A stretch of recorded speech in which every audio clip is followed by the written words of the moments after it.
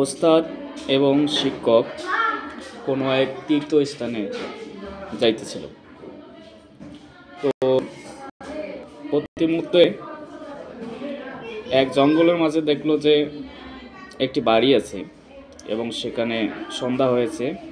সেখানে বাড়িতে গিয়ে দেখতে পারলো যে একজন মানুষ আছে এবং সেখানে তারা পানি খাইতে চাইলো। পানি খাওয়ার পরে তার সাথে কথা বলে মনে হলো যে এখানে রাত্রিটা যাপন করা যাবে, রাত্রি থাকা যাবে। তাই তারা রাত থাকার চেষ্টা করলো। তারপরে তাকে জিজ্ঞেস করলো তার বাড়ির পাশে যে এত পতিত জমি আছে, উর্বর জমিগুলো আছে, সেগুলো কি জন্য সে চাষ করে না। তো লোকটা বলল যে আমার এই জমি চাষ করা লাগে না, কারণ আমার একটা গাভী আছে, এই গাভীটার দুধ দেয়, এই দুধ দিয়ে আমার যে দিন চলে যায়।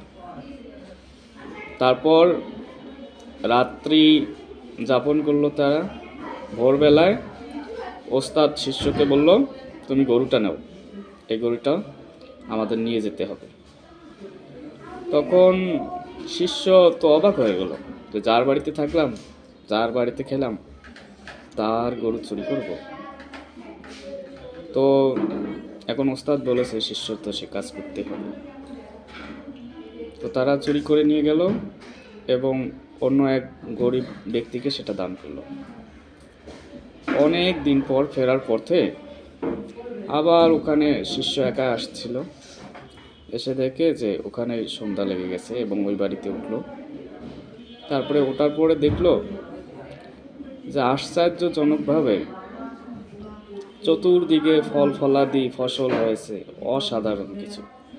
তখন তাকে জিজ্ঞেস করলো, আচ্ছা আমরা যখন এর আগে এসেছিলাম তখন তো তুমি এই জমিগুলো আবাদ করোনি, এখন কি জন্য চাষ করো? তো সেই ব্যক্তি বলেছিল যে আমার যে গরুটা ছিল, যে গরুটার উপর নির্ভর করে থাকতাম, সেই গরুটা আমার চুরি হয়েছে, তাই আমি এসব আবাদ করা শুরু করছি এবং আমি এগুলো চাষাবাদ করে অনেক সফলতা অর্জন করেছি এবং আমি আর্থিকভাবে অনেক স্বাবলম্বন হয়েছি। তাই বলা যায় একটা দিকে থাকা যাবে না, একমুখী হওয়া যাবে না। জীবনে অন্তত 3টা পথে চেষ্টা করতে হবে। একটা পথ বন্ধ হয়ে গেল, পরের পথ যেন খোলা থাকে। ধন্যবাদ।